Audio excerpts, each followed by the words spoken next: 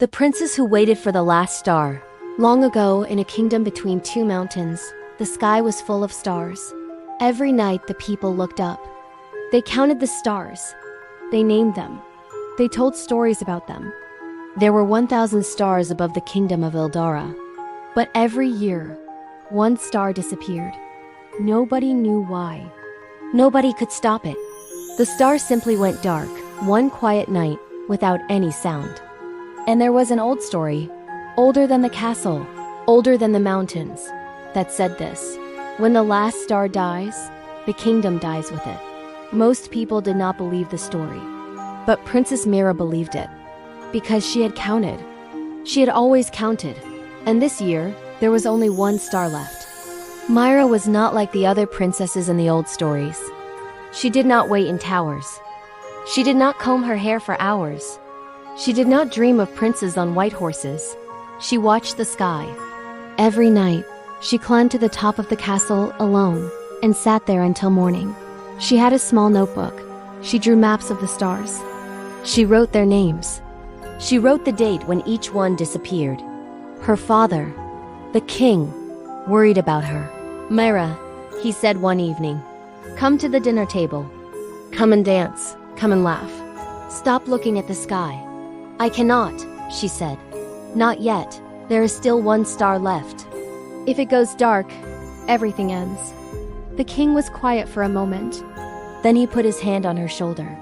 "My dear," he said softly, "some things cannot be stopped."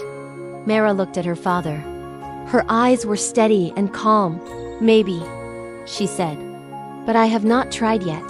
And she turned back to the sky. One night, Mira saw something strange. The last star, small, pale, and very tired, was moving. Stars do not move.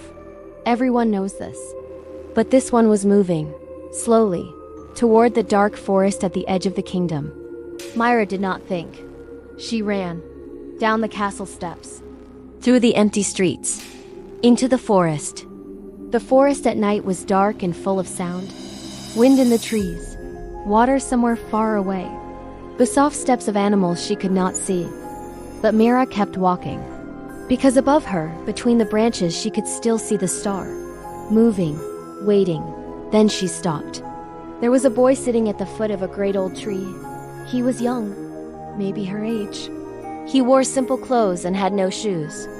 His eyes were closed, and above his head, resting in the air like a tired bird, was the last star. Mira stepped closer. A branch broke under her foot. The boy opened his eyes. They were the color of the night sky, deep blue, full of light. "You came," he said quietly, as if he had been waiting for her. "Who are you?" Mira asked. The boy looked up at the star, then back at her. "I am the last one," he said, "the last keeper of the stars." His name was Eli. He told Mira the truth, and it was not the truth she expected. The stars had not disappeared. They had not died. Each one by one, over 1,000 years, had been given away. "Given away?" Mira said. "To who?" "To people," Eli said. "When someone in the kingdom does something truly good, something kind, something brave, something real, a star comes down. It goes into their heart. It lives inside them." Mira was silent for a long time. "Then the curse is not a curse," Eli said gently. "It never was. The old story was wrong. When the last star leaves the sky, it means the whole kingdom carries the light. Every single person." Mira looked up through the trees. The sky was dark now, completely dark. No stars at all. And yet, she did not feel afraid. She felt something else, something she had no word for. Something warm and wide and very, very old. "But you," she said, looking at Eli, "you are the last keeper. What happens to you when the last star is gone?" Eli smiled. It was a quiet smile, a little sad, a little free. "I go home," he said. "Where is home?" He looked up at the empty sky. "Up there," he said. "Where else?" They sat together until morning.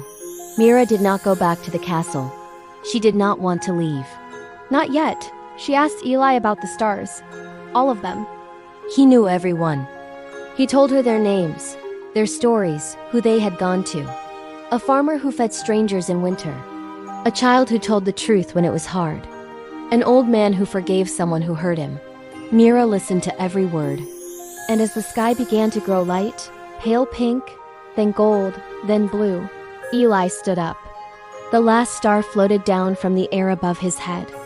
It was very small now, very quiet. Like a candle almost at its end, it moved toward Mira. She held out her hand. Without thinking, without fear. The star rested in her palm for one moment, warm, real, alive, and then it was gone. Into her chest, into her bones, into her blood. She felt it for the rest of her life. When she turned around, Eli was gone. There was only the forest, the morning light, the sound of birds beginning to wake.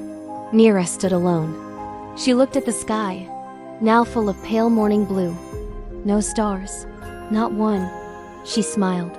She walked back to the castle, back to her father, back to her kingdom. And for the first time in her life, she did not look up at the sky. She already had everything she needed.